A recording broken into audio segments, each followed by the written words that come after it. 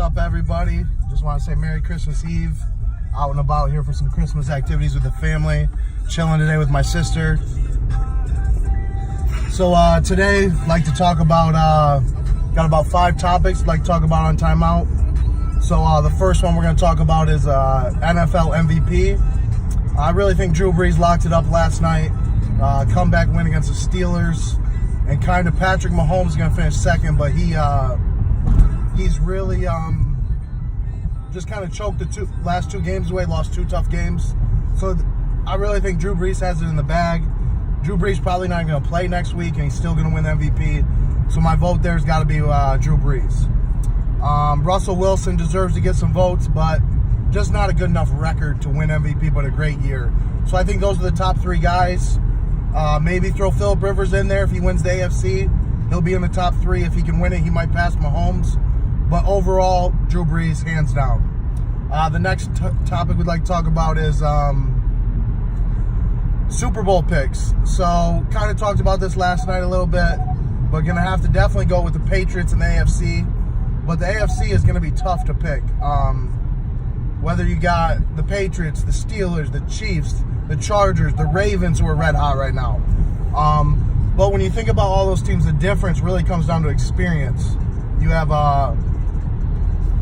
the Patriots that have played in multiple Super Bowls. They got guys that played in so many Super Bowls. And then you got a team like the Ravens. They're going to have a rookie quarterback. The Chiefs, rookie quarterback. The Chargers, even though Phillip Rivers is a veteran, he doesn't have much playoff experience. So you start to throw in all those variables, and you just got to roll with the Patriots. It kind of seems like it's fallen in place where they're going to at least get the number 2 seed, and they play at home. And the way the Chiefs are kind of crumbling, if they get the number 1 seed, they could lose at home, and then the Patriots could have home field advantage the whole time. So I'm going to roll with New England in the AFC.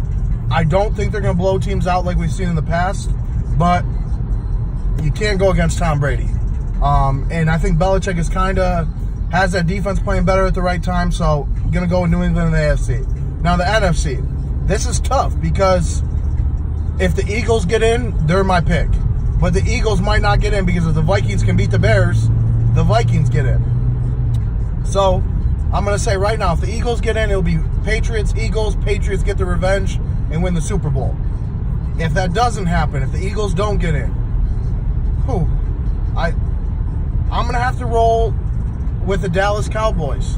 And I say this because I think the Cowboys have a great defense and they can run the ball. And Amari Cooper gives them enough of a threat that I think the Cowboys can make the Super Bowl. I think they match up well enough. They've beat the Saints, so they're confident there.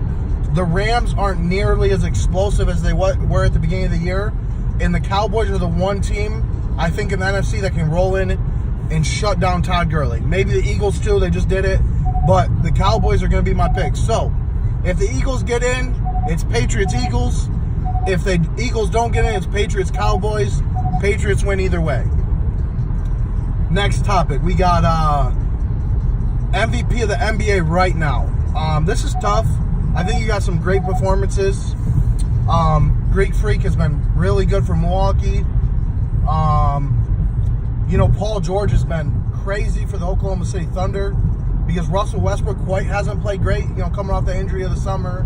He hasn't been as efficient as he usually is. His shooting numbers are they're even down from what his normal shooting numbers are.